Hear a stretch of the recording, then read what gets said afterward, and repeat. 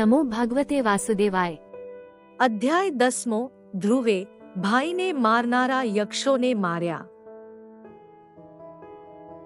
મૈત્રેય કહે છે, હે વિદુર, ધ્રુવના ભાઈ ઉત્તમ હિમાલયમાં ગયા હતા, ત્યાં તેને યક્ષોએ માર્યા। ભાઈને માર્યા તેથી ધ્રુવ ક્રોધ કરીને રથમાં બેસીને ઉત્તર દિશામાં ગયા। યક્ષોની અલકાપુરી જોઈને ધ્રુવે શંખ વગાડ્યો, તેથી યક્ષો આયુધો લઈને ધ્રુવની સામે દોડ્યા।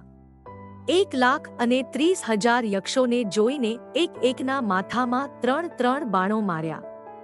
પછી યક્ષો ક્રોધ કરીને પરિઘ, ખડગ, પાશ, ત્રિશૂળ અને કુહાડા લઈને ધ્રુવને મારવા લાગ્યા। વરસાદની ધારાથી પર્વત જેમ ઢંકાઈ જાય તેમ શસ્ત્રની વૃષ્ટિથી ધ્રુવ ઢંકાઈ ગયા।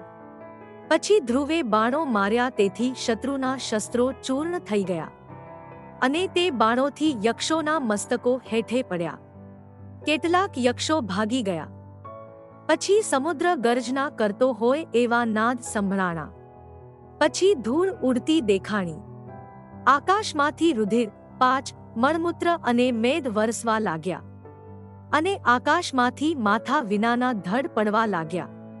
ચારે બાજુ સર્પ, વાઘ, હાથી અને સિંહ વગેરે દોડવા લાગ્યા। સમુદ્ર જાણે હમણાં પૃથ્વીને બોળી દેશે કે શું એમ દેખાણું। તે યક્ષોએ આવા અનેક ઉત્પાતો માયાથી રચ્યા। ચોથા સ્કંધનો 10મો અધ્યાય સંપૂર્ણ।